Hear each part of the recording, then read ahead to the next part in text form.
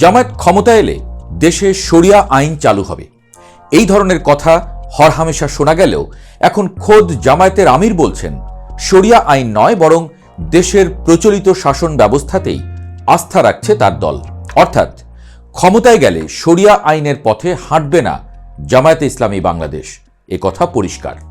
কিন্তু এই শরিয়া আইনের আশাতেই তো অসংখ্য মানুষ জামায়াতকে সমর্থন করে, এটাও ওপেন সিক্রেট। তাহলে নির্বাচনের আগে এসব বলে কি জামায়াত নিজের পায়ে নিজে কুড়াল দিচ্ছে, নাকি বরাবরের মতো এটাও একটা বড় কোনো কৌশল?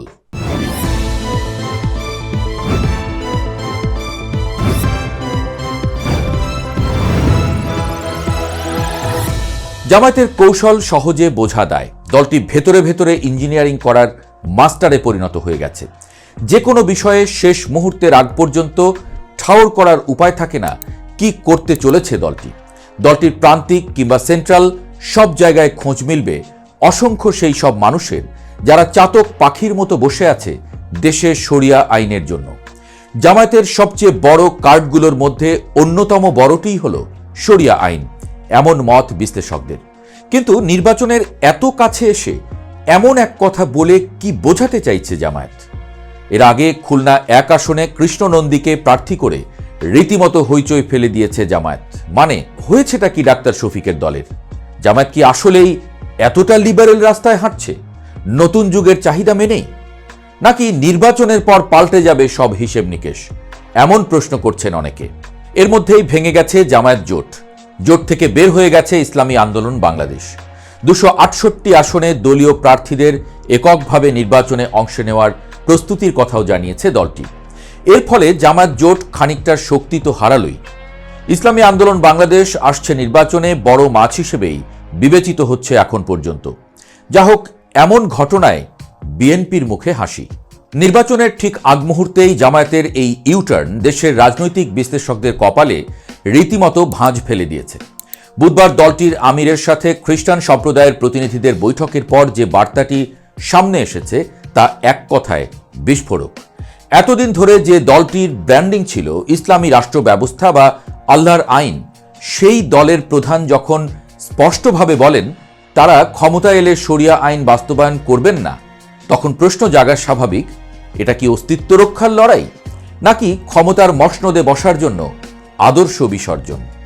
মগবাজারে জামায়াতের কেন্দ্রীয় কার্যালয়ে খ্রিস্টান অ্যাসোসিয়েশনের নেতাদের সঙ্গে বৈঠকের পর মার্থা দাসের বয়ানে যা উঠে এসেছে তা জামায়াতের গত 5 দশকের রাজনীতির সাথে ঠিক মেলে না।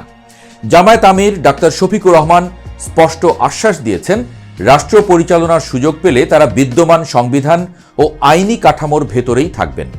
শরিয়া আইনের জুজু দেখিয়ে সংখ্যালঘুদের মনে যে ভয় ছিল তা দূর করতেই কি এই আশ্বাস, নাকি এর পেছনে লুকিয়ে আছে আন্তর্জাতিক গ্রহণযোগ্যতা পাওয়ার অদম্য আকাঙ্ক্ষা? জামায়াত খুব ভালো করেই জানে বিশ্ব রাজনীতির বর্তমান প্রেক্ষাপটে শরিয়া আইন শব্দটি পশ্চিমা বিশ্বের কাছে খুব একটা আরামদায়ক নয়। তাই নির্বাচনের আগে নিজেদের মডারেট বা উদারপন্থী হিসেবে উপস্থাপন করাটা তাদের জন্য এখন সময়ের দাবি। তবে মুদ্রার উল্টো পিঠও আছে। জামায়াতের তৃণমূলের যে বিশাল কর্মী বাহিনী যারা বছরের পর বছর ধরে ইসলামী হুকুমত কায়েমের স্বপ্ন দেখে জেল জুলুম সহ্য করেছে, তারা এই বক্তব্যকে কিভাবে নিচ্ছে? দলের ভেতরে কি এ নিয়ে কোনো ক্ষোভ বা হতাশা তৈরি হচ্ছে না? বিশ্লেষকরা মনে করছেন জামায়াত এখানে একটি সূক্ষ্ম ব্যালেন্সিং গেম খেলছে। একদিকে তারা সাধারণ ভোটার এবং আন্তর্জাতিক সম্প্রদায়কে আশ্বস্ত করতে চাইছে যে তারা কট্টরপন্থী নয়। অন্যদিকে দলের ভেতরের কর্মীরা জানে বা তাদের বোঝানো হচ্ছে যে এটি কেবলই কৌশলগত অবস্থান। রাজনীতিতে শেষ কথা বলে কিছু নেই, আর জামায়াতের ইতিহাসে এমন কৌশলগত অবস্থানের উদাহরণ ভুরি ভুরি আছে। জামায়াতে এই উদারতাবাদের প্রমাণ হিসেবে সামনে আনা হচ্ছে এবারের নির্বাচনে সংখ্যালঘু প্রার্থীদের মনোনয়ন দেওয়ার বিষয়টি। খুলনা এবং অন্যান্য জায়গায় হিন্দু সম্প্রদায়ের প্রার্থীদের দাঁড় করিয়ে জামায়াত যে চমক দিয়েছে তা অস্বীকার করার উপায় নেই। এটি কি কেবলই লোক দেখানো, নাকি আসলেই দলের নীতিতে মৌলিক কোনো পরিবর্তন এসেছে? দৈনিক নয়া দিগন্তের সম্পাদক সালাউদ্দিন মোহাম্মদ বাবর একে দেখছেন গুণগত পরিবর্তন হিসেবে। তার মতে, জামায়াতের আমির যখন মাটিতে বসে সাধারণ মানুষের কথা বলেন তখন বোঝা যায় তারা আর আগের সেই এলিট ইসলামী দল নেই, বরং গণমানুষের দলে পরিণত হওয়ার চেষ্টা করছে। বাবরের মতে বাংলাদেশের মানুষ ধর্মপ্রাণ হলেও ধর্মান্ধ নয়, তাই শরিয়া আইনের কঠোরতা এদেশের মানুষ মেনে নেবে না। এই সত্যটি হয়তো জামায়াত দেরিতে হলেও উপলব্ধি করতে পেরেছে। কিন্তু এই উপলব্ধির সাথে দলের গঠনতন্ত্রের কি কোনো সংঘাত নেই? 1941 সালে মওদুদির হাতে গড়া জামায়াত আর 2026 সালের জামায়াতের মধ্যে যোজন যোজন ফারাক। 2012 সালে নির্বাচন কমিশনের চাপে পড়ে গঠনতন্ত্র থেকে আল্লাহর আইন প্রতিষ্ঠার কথা বাদ দিয়ে গণতান্ত্রিক পদ্ধতির কথা যুক্ত করা হয়েছিল। তখন অনেকেই বলেছিলেন ওটা ছিল কেবল নিবন্ধনের স্বার্থে। কিন্তু 2024 সালের গণ অভ্যুত্থানের পর পরিবর্তিত পরিস্থিতিতে জামায়াত কি সত্যিই সেই সংশোধিত গঠনতন্ত্রকে মনে প্রাণে ধারণ করছে, নাকি পুরোটাই একটা ইলেকশন গিমিক? দলের কেন্দ্রীয় নেতা মতিউর রহমান আকন্দের বক্তব্যে কিন্তু সেই পুরনো সুরই কিছুটা বাজে। তিনি দাবি করেছেন আমিরের বক্তব্যকে ভুলভাবে উপস্থাপন করা হয়েছে, জনগণ চাইলে আইন পরিবর্তন হবে।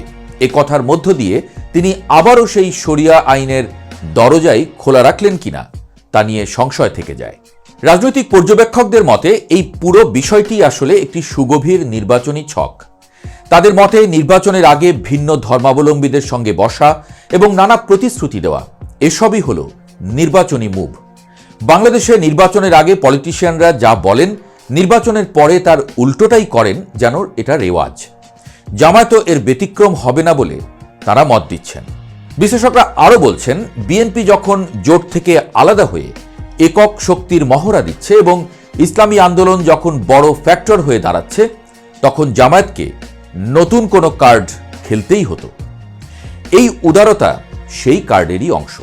রাজনৈতিক বিশ্লেষক মাহবুবুল্লাহর কথায়ও একই সুর। তিনি মনে করেন জামায়াত সম্পর্কে মানুষের মনে যে ভীতি বা পারসেপশন আছে তা কাটানোর জন্যই এই সফট স্টোন বা নরম সুর। তারা বোঝাতে চাইছেন, আমরা তোমাদের মতোই সাধারণ একটি রাজনৈতিক দল, আমাদের ভয় পাওয়ার কিছু নেই। কিন্তু প্রশ্ন হলো, এই নরম সুর কি নির্বাচনের পর থাকবে, নাকি ক্ষমতায় গেলে বা ক্ষমতার কাছাকাছি গেলে আবারও স্বরূপে আবির্ভূত হবে দলটি? ইতিহাস বলে, ধর্মভিত্তিক দলগুলো যখনই ক্ষমতার স্বাদ পায় তখন তারা তাদের মূল এজেন্ডা বাস্তবায়নে মরিয়া হয়ে ওঠে।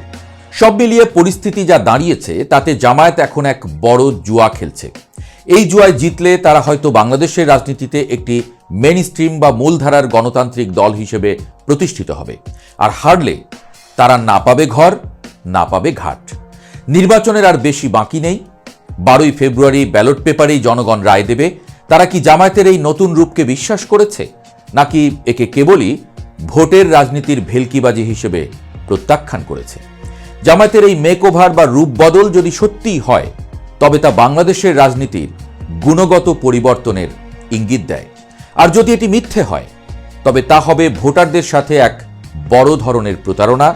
সে বিষয়ে সবাই একমত।